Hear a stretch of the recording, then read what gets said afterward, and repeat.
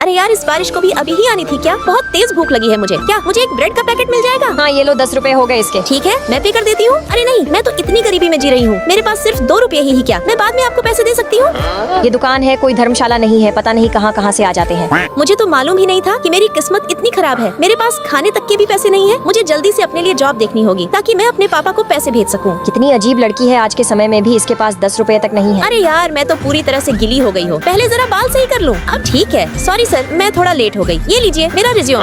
अरे नहीं, ये तो बारिश की वजह से गीला हो गया है। मुझे माफ कीजिए सर, मेरे पास एक और है। चलो देखता हूँ। अच्छा, तुम्हारा नाम तारा है। जी सर, वो अचानक से तेज बारिश की वजह से मैं गीली हो गई। अगर आप मुझे ये जॉब देते हैं तो मैं बहुत मेहनत करूंगी। मिस तारा, उसकी जरूरत नहीं है, पहले आपको घर जाना चाहिए। अरे नहीं, ये क्या हो गया? मुझे माफ कीजिए सर, मैं अपना इंटरव्यू सही से नहीं दे पाई। अब मुझे जाना चाहिए। रुकिए मिस तारा, आप पूरी बात सुने। कहाँ जा रही हैं? मुझे लगता है मेरी बातों को आपने गलत समझ लिया। जी सर, लेकिन आपने अभी तो कहा कि मुझे घर चले जाना चाहिए, बस इसलिए मैं घर जा रही थी। मिस तारा, आप मेरी बातों को समझ नहीं पाई। आप बारिश में काफी गिली हो चुकी है, इसलिए मैंने कहा। हाँ, इस बात का तो मैंने ध्यान ही नहीं दिया। हमें ऐसी ही लड़की की तलाश थी जो अपने काम को शिद्दत से करे, और आप इस जॉब के लिए बिल्कुल सही है। हाँ, आपने बिल्कुल सही कहा मिस्टर जैन सर। मैंने पहली बार देखा है किसी लड़की को इतनी मेहनत करते हुए आपकी जॉब लग चुकी है। आप कल से आ सकती है। कांग्रेचुलेशन। आपका बहुत बहुत शुक्रिया सर, मैं बहुत मेहनत करूंगी। आपको मुझसे कभी निराशा नहीं होगी। आज मैं बहुत खुश हूँ। अब मुझे जॉब भी मिल गई। और सर इतने अच्छे थे, उन्होंने एडवांस पेमेंट भी कर दिया। तुम आराम से कोई काम क्यों नहीं करते? हमेशा गड़बड़ कर देते हो, पागल लड़का। काफी तेज भूख लगी है मुझे, कुछ खा लेना चाहिए क्या? मुझे कोई सस्ती वाली ब्रेड मिल जाएगी? हाँ मिल जाएगी, लेकिन मैं उधार नहीं दूंगी। कुछ भी हो जो मेरे बजट में हो, दे दीजिए। ठीक है, इस ब्रेड को तुम खा सकती हो, ये महंगा नहीं है। आपका बहुत बहुत शुक्रिया। मेरी मजबूरी को समझने के लिए। इतनी तेज भूख लगी है, ऐसा लग रहा है जैसे मैं कितने महीनों बाद ब्रेड खा रही हूँ। अरे नहीं, इसे सूखा खाने की वजह से तो मेरा गला ही सूख गया। लड़की ये लो कोल्ड ड्रिंक, ये भी तुम्हारे बजट में ही है, पी सकती हो।